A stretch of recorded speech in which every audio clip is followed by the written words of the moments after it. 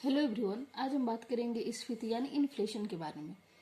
स्फीति यानी इन्फ्लेशन क्या है, इसके कारण क्या है और इसका अर्थव्यवस्था पे प्रभाव क्या पड़ता है और इसे रोकने के क्या उपाय हैं। ठीक है, तो देखते हैं स्फीति का अर्थ क्या है।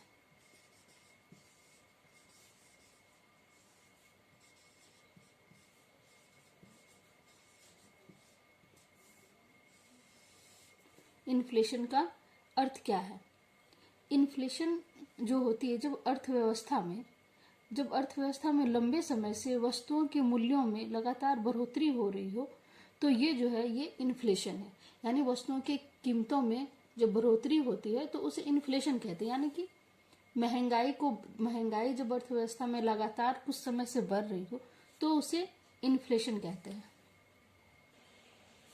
जब अर्थव्यवस्था में लंबे समय से वस्तुओं के मूल्यों में लगातार बढ़ोतरी हो रही हो तो इसे इन्फ्लेशन या स्फीति कहते हैं। ये स्फीति यानी इन्फ्लेशन शब्द का सबसे पहले प्रतिपादन किसने किया, तो प्रोफेसर फिलिप्स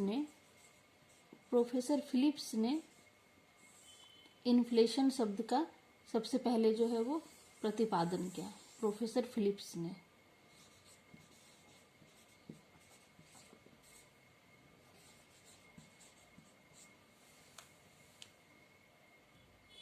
स्फीति में क्या होता है, स्फीति में महंगाई जो है वो निरंतर बढ़ते जाता है। ठीक है, इसलिए स्फीति को विभिन्न प्रकार के नाम दिए गए हैं। स्फीति के विभिन्न प्रकार के नाम दिए गए हैं।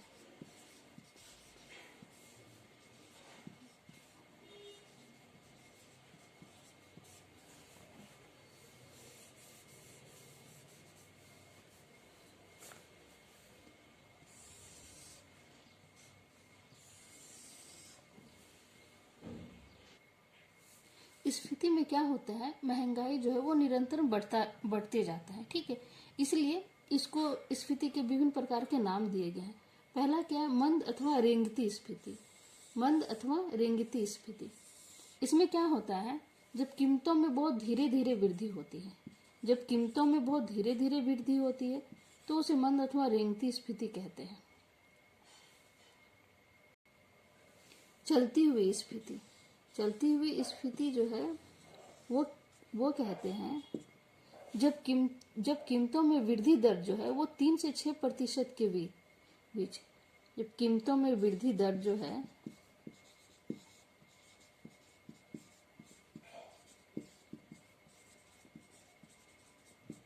जब कीमतों में वृद्धि दर 3 से 6% के बीच या 10% से कम रहती है, 10% से कम रहती है, तो उसे चलती हुई स्फीति कहते हैं। दौड़ती हुई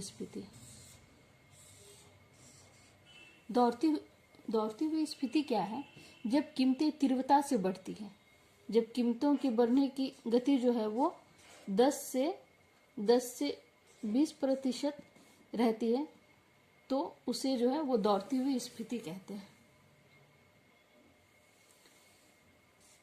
अब हम जानते हैं स्फीति के कारण क्या है। स्फीति के कारण क्या है,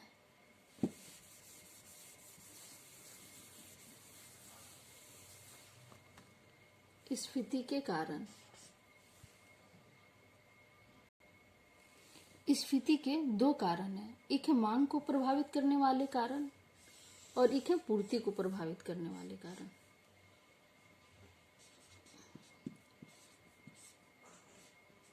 एक है मांग को प्रभावित करने वाले कारण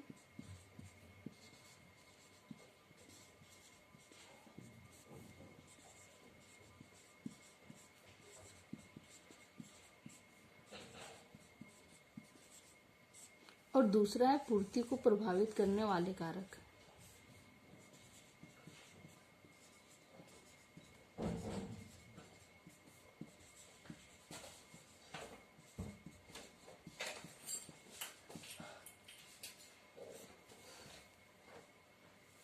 मांग को प्रभावित करने वाले कारकों में सबसे पहला है मुद्रा पूर्ति में वृद्धि।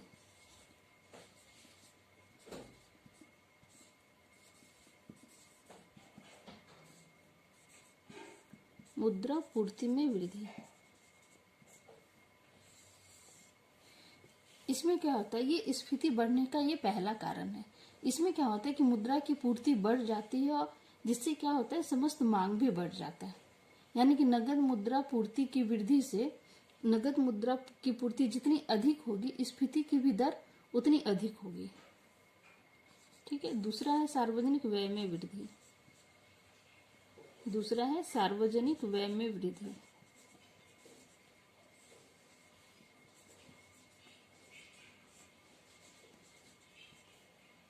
सार्वजनिक व्यय में वृद्धि।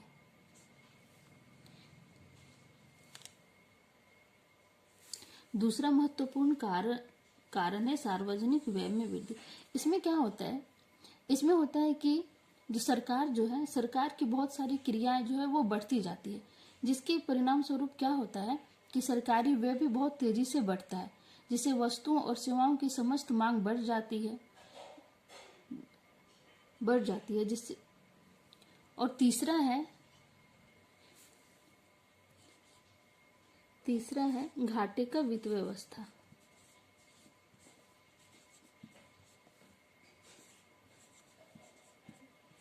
घाटे का वित्त व्यवस्था। इसमें क्या होता है कि सरकार जो है वो अपने बढ़ते खर्च को पूरा करने के लिए सरकार क्या करती है, वो जनता से उधार लेकर तथा अधिक करेंसी नोट को छापकर घाटे की वित्त व्यवस्था का तरीका अपनाती है, जिससे समस्त अर्थव्यवस्था में क्या होता है, मांग जो है वो बढ़ जाता है। ठीक है। चौथा है निजी क्षेत्र का विस्तार।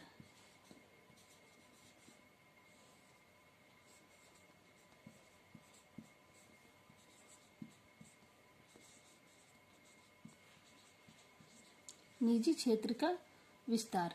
निजी क्षेत्र के विस्तार होने से भी क्या होती है, समस्त मांग बढ़ती है, क्योंकि भारी निवेशों से रोजगार और आय दोनों बढ़ती है, जिसके परिणाम स्वरूप क्या होता है, वस्तुओं और सेवाओं की मांग बढ़ जाती है।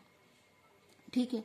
लेकिन उस उत्पादन को बाजार में आने में समय लगता है। पांचवा है काला धन। पांचवा पॉइंट है इसका काला धन।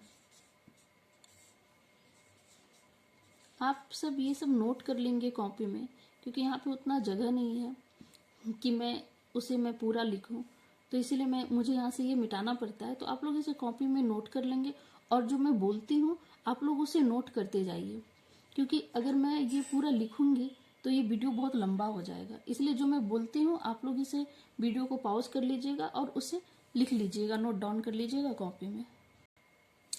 काला धन में क्या है कि जैसे मान लीजिए भ्रष्टाचार और टैक्स की जो चोरी होते हैं, ये सब जब करते हैं तो देश में क्या होता है, काला धन हो जाता है। और जिसके पास काला धन हो जाता है वो क्या करते हैं, वो दिल खोलकर खर्च करते हैं। ठीक है। जिससे वस्तुओं के लिए अनावश्यक मांग पैदा हो जाती है और इससे कीमत स्तर जो है वो बढ़ जाता है। 6 पॉइंट है ऋण का भुगतान। 6 पॉइंट ऋण का भुगतान।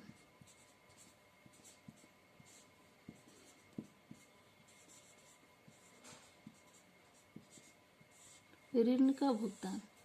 इसमें क्या होता है कि जो सरकार है वो कभी कभी जनता का जो जैसे कुछ कर्ज वगैरह रहता है, आंतरिक कर्ज वगैरह उसका जो रहा वो उसको माफ कर देती है, जिससे क्या होता है कि जनता के पास मुद्रा की पूर्ति बढ़ जाती है। इससे वस्तुओं और सेवाओं की मांग बढ़ने लगती है। ठीक है। 7वां है उपभोक्ता व्यय में वृद्धि। उपभोक्ता व्यय में वृद्धि।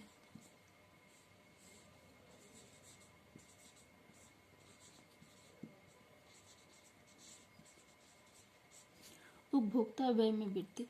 इसमें क्या होता है कि जब उपभोक्ता का व्यय बढ़ता है तो वस्तुओं और सेवाओं की मांग भी बढ़ती है। ठीक है। उपभोक्ता विशिष्ट उपभोग या प्रदर्शनकारी प्रभाव के कारण अधिक खर्च करते हैं। जब उधार खरीद और किस्तों के आधार पर जो वस्तुएं हैं उसकी खरीद के लिए साख सुविधाएं दी जाती है, यानी जैसे क्रेडिट कार्ड वगैरह जो दिया जाता है, तो वो क्या करते हैं कि वो अधिक खर्च करते हैं। ठीक है। अब 9वां क्या है 8वां है, मुझे लगता है एक पॉइंट थोड़ा गड़बड़ हो गया है, सस्ती मौद्रिक नीति। दिख रहा है आप लोगों को? सस्ती मौद्रिक नीति।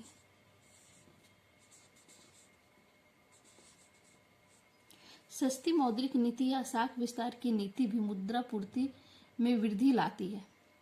ठीक है, जो अर्थव्यवस्था में वस्तुओं और सेवाओं की मांग को क्या करती है, ये बढ़ाती है। और नेक्स्ट पॉइंट है निर्यात में वृद्धि। दिख रहा है आप लोगों को?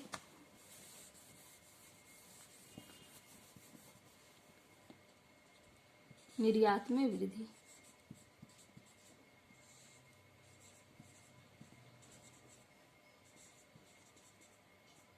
इसमें क्या होता है, निर्यात में वृद्धि क्या है? जब विदेशों में उत्पादित वस्तुओं की मांग बढ़ती है, ठीक है, जब विदेशों में वस्तुओं की मांग बढ़ती है तो जैसे यहाँ के लोग हैं वो क्या करेंगे, वो निर्यात पे ज़्यादा ध्यान देंगे। ठीक है, क्योंकि उनको आमदनी होने लगता है। ये आगे जो है, ये आगे अर्थव्यवस्था के भीतर वस्तुओं और सेवाओं की अधिक मांग को उत्पन्न करते हैं, जिससे क्या होती है कि कीमतें बढ़ती हैं। तो ये सब कारण जो है, ये सब स्फीति के कारण है, ये मांग जन्य कारण है। अब हम लोग आते हैं पूर्ति जन्य, जो पूर्ति को प्रभावित करते हैं, उस कारण पे हम लोग आते हैं। पूर्ति को प्रभावित करने वाले कारण है साधनों की कमी। साधनों की कमी में क्या होता है, इसमें वस्तुओं की पूर्ति को प्रभावित करने वाला जो है, यह एक महत्वपूर्ण कारण है। जब श्रम, कच्चा माल, पूंजी इत्यादि साधनों में कमी हो जाती है तब जो है वो औद्योगिक उत्पादन गिर जाता है। ठीक है, ये। और दूसरा औद्योगिक झगड़े। जिन देशों में ट्रेड यूनियनें शक्तिशाली होती हैं उनमें भी उत्पादन घटाने के लिए वो उत्तरदायी होती है, क्योंकि क्या होता है कि ट्रेड यूनियन जो है वो हड़ताल कर देते हैं। ठीक है, और जो उनके मालिक होते हैं उनकी दृष्टि में अगर मांगे अनुचित रहती है तो ये हड़तालें बहुत देर तक चलती हैं, यानी बहुत दिनों तक चलती है, जिससे क्या होता है कि मालिक जो है वो विवश होकर तालाबंदी की घोषणा कर देते हैं। ऐसी परिस्थिति में जो है उत्पादन और वस्तु दोनों की पूर्तियां जो है वो घट जाती है। तीसरा, प्राकृतिक संकट। प्राकृतिक संकट में क्या है, जैसे मान लीजिए सूखा पड़ गया या बाढ़ आ गया, ये सब भी एक कारण है जो कृषि उत्पादों पर क्या करते हैं, प्रतिकूल प्रभाव डालते हैं। दूसरा है, नेक्स्ट पॉइंट है हास्य प्रतिफल नियम। हास्य प्रतिफल नियम, इसमें क्या होता है कि यदि मान लीजिए किसी देश में अगर उद्योग में पुरानी मशीन और उत्पादन के पुराने ढंगों से ही, मतलब जैसे वो काम करता है, उत्पादन का पुराने ही ढंग से वो काम करता है, तो उसकी उत्पादन जो है वो कम होती है, उत्पादन कम होती है। अंतर्राष्ट्रीय घटक में क्या होता है अंतर्राष्ट्रीय घटक में क्या होता है कि अगर अंतर्राष्ट्रीय बाजार में किसी भी वस्तु का दाम बढ़ता है, ठीक है, तो उसका प्रभाव जो है वो लगभग बहुत सारे देशों पे पड़ता है। जैसे मान लीजिए पेट्रोल है, पेट्रोल जो है अगर कच्चे पदार्थ में अगर उसकी वृद्धि हो गई पेट्रोल की, तो इससे क्या होता है कि लगभग सभी देशों में जो है वस्तुओं में क्या होती है, वृद्धि आ जाती है। वस्तुओं के कीमतों में वृद्धि आ जाती है। स्फीति का प्रभाव अर्थव्यवस्था पे जो है, स्फीति का क्या प्रभाव पड़ता है, अर्थव्यवस्था पे स्फीति का प्रभाव क्या पड़ता है? स्फीति का प्रभाव जो है, स्फीति का प्रभाव अर्थव्यवस्था पे स्फीति का प्रभाव जो है वो अलग अलग लोगों पर अलग अलग पड़ता है। इसका कारण क्या है? इसका कारण है मुद्रा के मूल्य का गिरना। ठीक है, अलग अलग लोगों पे अलग अलग प्रभाव पड़ता है।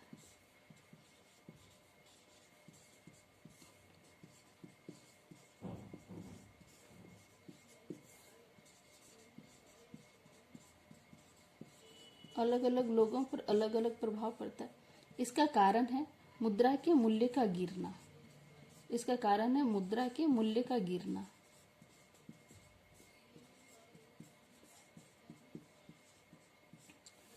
जब क्या होती है, जब कीमतें बढ़ती हैं तब मुद्रा का मूल्य क्या होता है, गिरता है, जिससे समाज के कुछ वर्गों को लाभ होता है। ठीक है, कुछ वर्गों को लाभ होता है, कुछ वर्गों को हानि होती है, और कुछ वर्ग जो होते हैं वो तटस्थ रहते हैं, उन्हें न लाभ होती है न हानि होती। इस प्रकार मोटे तौर पर समझ सकते हैं कि समाज में दो आर्थिक वर्ग हैं, दो आर्थिक वर्ग हैं, एक है स्थिर आय वर्ग, एक है स्थिर आय वर्ग जिसे उतना कोई प्रभाव नहीं पड़ता है, और दूसरा है लचीला आय वर्ग।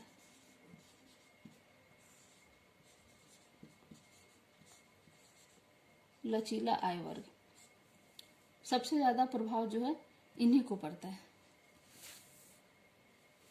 अब देखते हैं समाज के विभिन्न वर्गों पर, समाज के विभिन्न वर्गों पे स्फीति का प्रभाव किस तरह से पड़ता है। ठीक है, ऋणी तथा ऋणदाता पे, ऋणी तथा ऋणदाता पे क्या प्रभाव पड़ता है। इसमें क्या होंगे, जो ऋणी है उनको लाभ होगा, ठीक है, और जो ऋणदाता है उनको हानि होगी, क्योंकि मुद्रा की मूल्य कम हो जाएगी। तो इन्होंने जो मूल्य, जो भी मान लीजिए इनको दिया होगा, जो भी ऋण इनको दिया होगा, उस टाइम उसका मूल्य कुछ और होगा, ज्यादा होगा, और जब मान लीजिए ये लौटाएंगे तो ये मूल्य कम हो जाएगा, तो इनको हानि होगा और ऋणी को क्या होगा, लाभ होगा।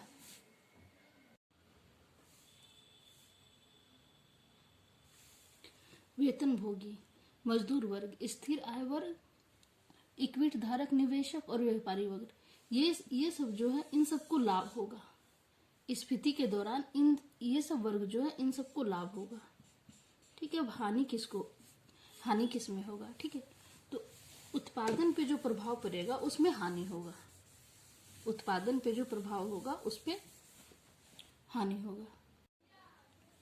उत्पादन पे जो है वो क्या प्रभाव पड़ता है, संसाधनों का क्वांटन होता है। ठीक है, उत्पादन में कमी होती है, गुणवत्ता में कमी आती है, जमाखोरी और कालाबाजारी में जो है वो बढ़ोतरी होती है, बचत में कमी होती है और विदेशी पूंजी में रुकावट आती है। तो उम्मीद करते हैं कि ये वीडियो आपको पसंद आया होगा। पसंद आए तो लाइक और सब्सक्राइब कीजिएगा। मिलते फिर नेक्स्ट वीडियो में एक नए टॉपिक के साथ। Take care.